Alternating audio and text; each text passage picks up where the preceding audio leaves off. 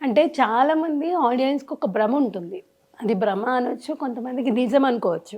అంటే సెలబ్రిటీ అంటే ఆ స్టేటస్ వాళ్ళకి చాలా ఎంజాయ్ చేస్తున్నారు. వీళ్ళు ఇంత ఈజీ హెల్ప్ చేయొచ్చు కదా వీళ్ళు. ఏం చేస్తారు ఈ మనీ? ఇలాంటి మాటలు ఈజీగా అనేస్తూ ఉంటారు కదా! సో, మీరు ఎంత కష్టపడుతున్నారు? నా స్టేజ్‌కి రావాలంటే, ఆ స్టేటస్ సంపాదించాలంటే ఎంత కష్టపడుతున్నారని అంటే ఆ రోజున వేరే క్రెడిట్ కార్డ్స్ అలాంటివి లేవండి. హ్మ్.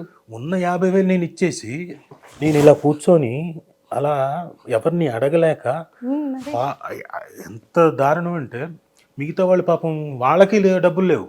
హ్మ్. ఇప్పుడు నేను ఎంఎస్ నారాయణ గారితో ఉన్న 2 రోజులు ప్యాక్ ఆడాను నైట్ టైం. అందులో ఏవో కొంత 3,000 రింగిట్లు కొట్టాను ఆయన దగ్గర. ఆ డబ్బుల్లోంచి వీళ్ళకి ఇవ్వడం ఓకే. రోజుకి ఇదిగో ఇదిగో కొంచెం తాగండి అని, హ్మ్. ఏదో ఒకటి ఎంజాయ్ చేయండి అని. లేదంటే అది కూడా ఉండేది. లేదు, వాళ్ళకి అది కూడా లేదు. హ్మ్. ఎవరు ఎక్కడ బయటికి తిరగట్లేదు, అందరూ అదే అపార్ట్మెంట్స్ లో ఉన్నాం మొత్తానికి ఆ సినిమా ఆగిపోయింది ఇంకా. కంప్లీట్ గా. తర్వాత వచ్చి నన్ను ఏమన్నారు, నమస్కారం నాయన. అది అప్పుడు నేను హెయిర్ స్ట్రైటింగ్ చేయించుకున్నాను. హ్మ్. హెయిర్ స్ట్రైటింగ్ చేయించుకున్నాను, దానికి మళ్ళీ విగ్గు కావాలంటే కుట్టిస్తామన్నారు. నీ విగ్గుకి మీ సినిమాకు దండం రా బాబు. నాకు 4th డిగ్రీ చూపించారు. హ్మ్. నాకు ఆ మనస్తాపానికి ఇంకా నేను అసలు కోలుకోవట్లేదు.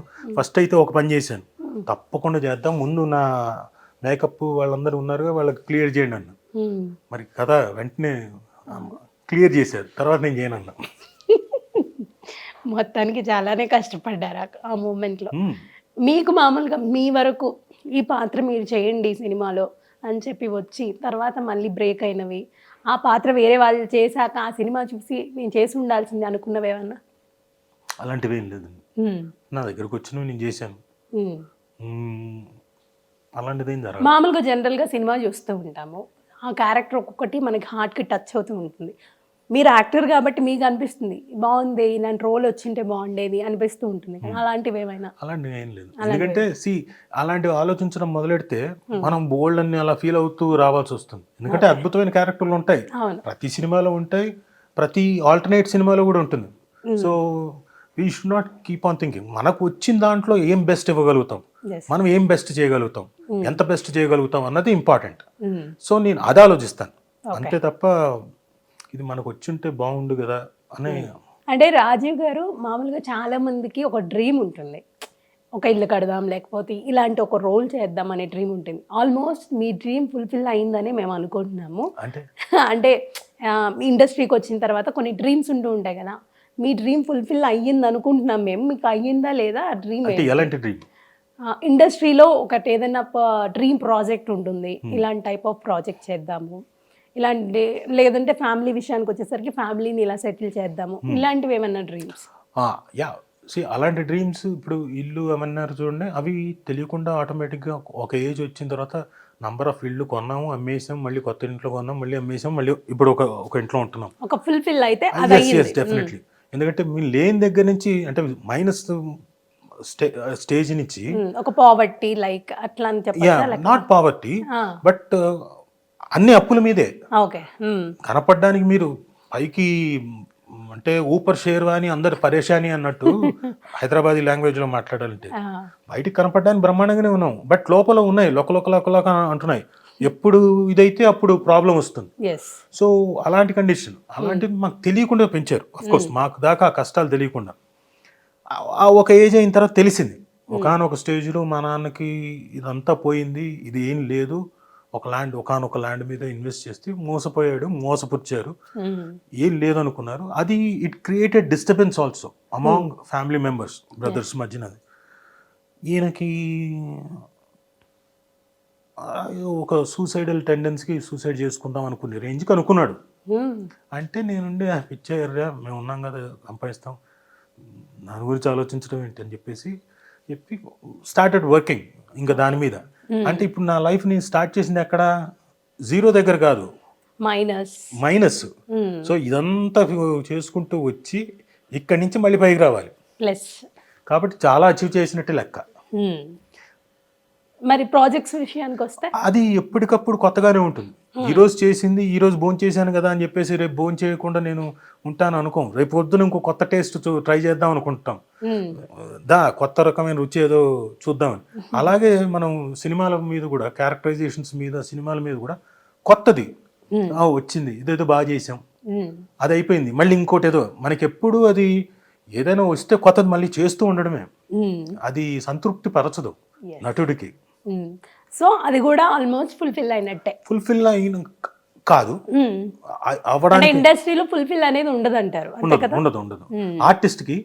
ఎందుకంటే వాళ్ళ బ్రతుకున్నంత కాలం చేయాలని కోరుకుంటుంది.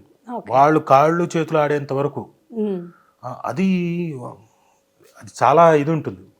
ఆర్టిస్ట్కి అది అంత ఈజీగా పోదు. మొహానికి రంగు వేసుకున్న తర్వాత రోజు అలవాటు పడిన తర్వాత లొకేషన్కి వెళ్ళి 10 మందిని కలిసి 10 మందితో మాట్లాడుకుంటూ మళ్ళీ కొత్త రకమైన క్యారెక్టర్ను చేస్తూ ఈ కొత్త డైమెన్షన్ని ఎంజాయ్ చేస్తున్న వాళ్ళకి మీరు ఇవన్నీ మానేసి ఇంట్లో కూర్చోండి పేపర్ చదువుకోండి అంటే పొద్దున్నే వాకింగ్కి వెళ్ళండి, వచ్చిన తర్వాత పేపర్ చదువుకోండి, ఇవన్నీ అంటే వాళ్ళు కూర్చోలేరు. మేనేజ్ చేయడం కష్టం, ఇంపాసిబుల్.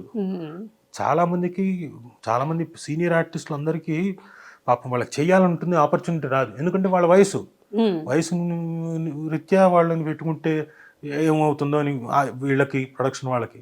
బట్ వాళ్ళేంటి ఏదో ఒకటి పిలవండి, మేము పెద్దది కాకపోయినా ఏదో కూర్చున్నదైనా చేస్తామంటారు. ఎందుకంటే అది అలవాటు పడ్డ ప్రాణం. తప్పు కాదు, అది పోదు. ఆర్టిస్ట్కి అయితే అది ఫుల్ఫిల్ అనేది ఉండదు అంతే. బెస్ట్ ఎగ్జాంపుల్ కూడా చెప్పారు మీరు. So coming to your family, మీ మేనకోడలు ఎలా ఉంది? తను బ్రహ్మాండంగా ఉందా? అంటే చాలా మంది వెయిట్ చేస్తున్నారు. అంటే శ్రీలక్ష్మి గారి తర్వాత ఆ బాధ్యత మీరు తీసుకున్నారు, మీరు అండ్ సుమ గారు. సో ఎలా అనిపిస్తుంది ఇప్పుడు? అంటే చెల్లి ఉంటే బాగుండు అనే ఫీల్ ఉంటుంది, బట్ ఆ బాధ్యత మాకు అప్పచెప్పింది అనేసరికి ఆ ఫీల్, ఆ ఎమోషన్ వేరే ఉంటుంది. మేము తీసుకోవడం కన్నా అండి, ఫ్రాంక్గా చెప్పాలంటే మా బావ పెద్దిరామారావు చాలా గొప్పగా, ఇప్పుడు అక్కడే మాదాపూర్లో ఉంటారు, అతను ఆ బాధ్యత తీసుకోవడం చాలా గొప్పగా ఉంది. ఎందుకంటే ఆడపిల్లల తాలూకు ప్రాబ్లమ్స్ ఏవో ఉంటాయి, ఫాదర్కి చెప్పుకోలేని, కానీ తను తీసుకొని ఉన్నాడంటే గ్రేట్. సో ఏం జరుగుతుంది తను ఇప్పుడు? మొన్న మధ్యనే అండర్ గ్రాడ్యుయేట్ అయిపోయి 12th అయిపోయి గ్రాడ్యుయేషన్లోకి అజీమ్జీ ప్రేమ్జీది బెంగళూరులో కాలేజ్ ఏదో ఉంది, ఇట్ అబౌట్ పొలిటికల్ సైన్స్ ఏదో సబ్జెక్ట్ తీసుకుంది. సో ఆ దీంట్లో ఉంది. ఓకే, మీ పిల్లలతో బాండ్ ఎలా ఉంటుంది తనకి? అయ్యో, వీళ్ళంతా మొత్తం గ్యాంగ్, వీళ్ళంతా ఒక్కొక్కళ్ళు అలా కలిసిపోయి వాళ్ళు ఏదో ప్లాన్ చేసుకుంటారు. వాళ్ళంతా సినిమాలకి, ఇంట్లో కూర్చొని ఏదో ఒకటి, దే ఆర్ ఆల్ ఒక గ్యాంగ్. ఓకే. సో అన్ఎక్స్పెక్టెడ్గా జరిగింది సార్ శ్రీలక్ష్మి గారికి సడన్లీ కోవిడ్ టైంలో. ఐ థింక్ కోవిడ్ టైంలో వెరీ ఫాస్ట్ అన్ఎక్స్పెక్టెడ్. అంటే అంతకుముందు ఏదో ఉండింది, తను ఎవరికి చెప్పలేదు బయటికి. తనకేదో ఆ లంప్ వస్తుంది కదా ఆడవాళ్ళకి, బ్రెస్ట్ క్యాన్సర్కి, ఆ లంప్ ఏదో ఉండింది, పట్టించుకోలేదంట. తగ్గిపోతుందిలే అనుకుంది, ఏదో మెడిసిన్ ఏదో తీసుకుంది ఆయుర్వేదిక్, అదేదో ఆ లంప్ కూడా కరిగిపోయింది, సో తగ్గిపోయింది అనుకుంది. తర్వాత కొంత 1.5 year తర్వాత చూస్తే లంప్ మళ్ళీ రావడం, మళ్ళీ అది అప్పుడు చెక్ చేయించుకోవడం, అప్పటికి స్టేజ్ కొంచెం మారడం, ఆ లంప్ కాస్త అక్కడ నడవలేకపోయిన పొజిషన్కి వచ్చింది, సివియర్ స్టేజ్కి. అది స్పైన్కి వచ్చేసింది ఆ క్యాన్సర్. స్పైన్కి స్ప్రెడ్ అవుతుందంట. అందుకనే కొన్నిసార్లు ఆడవాళ్ళకి ఈ హిట్ టీవీ ముఖంగా చెప్పేది ఏంటంటే కంపల్సరీ చెక్ చేయించుకోండి. బ్రెస్ట్ క్యాన్సర్లు ఏమైనా ఇలాంటివి ఉంటాయి, లంప్స్ అవన్నీ చెక్ చేయించుకోండి. ఫస్ట్ స్టేజ్లో ఉన్నప్పుడు ఈజీగా ఇచ్చేస్తారు. సెకండ్ స్టేజ్లో ఉన్నా కానీ ఈజీగా సాల్వ్ చేయొచ్చు, అది కూడా కొంత కాంప్లికేట్ ఉంటుంది, బట్ సాల్వ్ చేయొచ్చు. బట్ 4th స్టేజ్కి వెళ్ళిన తర్వాత ఎవ్వరూ ఏమీ చేయలేరు. మా చెల్లెలకి ఎప్పుడైతే ఈ 4th స్టేజ్కి వెళ్ళిపోయిందో, తను నడవలేకపోతుంది, నొప్పి నొప్పి నొప్పి ఉంటుంది. ఒకసారి ఇంటికి రారా అంటే, నేను షూటింగ్లో హడావిడిలో ఉన్నాను, నారప్ప షూటింగ్లో, అప్పుడు సరే ఇదేమో ఉంటుంది. ఒకసారి ఇంటికి వెళ్తే అది రూమ్లోంచి బయటికి రావడానికి నడవలేకపోతుంది, రోగులు పట్టుకొని నడవడం కలనాడు. ఏమైందని అంటే అప్పటికి తెలుసు. అప్పటికి మా బావగారు బసవతారకంలో తనకున్న ఇన్ఫ్లుయెన్స్కి ట్రీట్మెంట్ పెద్ద లెవెల్లో చేయించాడు, అక్కడ చేయించాడు, ఆ తర్వాత ఏజీలో కూర్చోబెట్టి చేయించాడు. బట్ అంతా అయిపోయిన తర్వాత మళ్ళీ ఆయుర్వేదిక్ మెడిసిన్ ఏదో తీసుకుంది. అప్పుడేమన్నారంటే చేసిన తర్వాత తగ్గిపోయింది అన్నారు, టోటల్గా మొత్తం క్లియర్ అన్నారు. ఏది పీరియాడికల్ టెస్ట్లు ఉంటాయి కదా 6 monthsకి, అంటే అమ్మాయి అనుకున్నాం.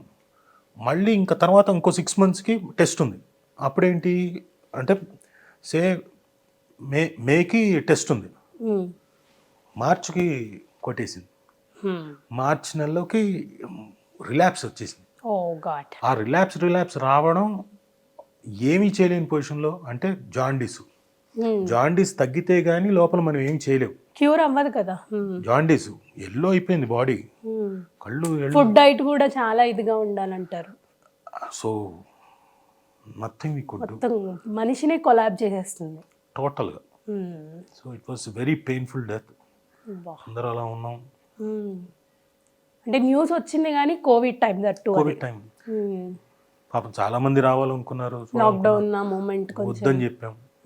ఎందుకంటే ఆ టైం కోవిడ్ టైంలో ఏం జరిగే ఒక పొరపాటు జరిగితే వాళ్ళ హెల్త్లు కూడా ఉంటాయి కదా. Hit TV presents like, share, comment. TV వాళ్ళకు కూడా నేను ఒక సర్ప్రైజ్ ఇద్దాం అనుకుంటున్నాను. మీరు మాత్రమే జెస్సీ ఎందుకు అయ్యారు? ఇలాంటి అమ్మాయిలకి పిలవడానికి బాగుంటుంది. చందు సాయికి like you and have a, జనాలకి ఒక పేరు నచ్చిందంటే దీనికి ఒక ప్రాసెస్ ఉంటుంది. ఎందుకు ప్రాసెస్ డైరెక్ట్గా వెళ్ళిపోదాం. ఏదైనా ఒకటి మర్చిపోయినావా నువ్వు? ఏం మర్చిపోయావు?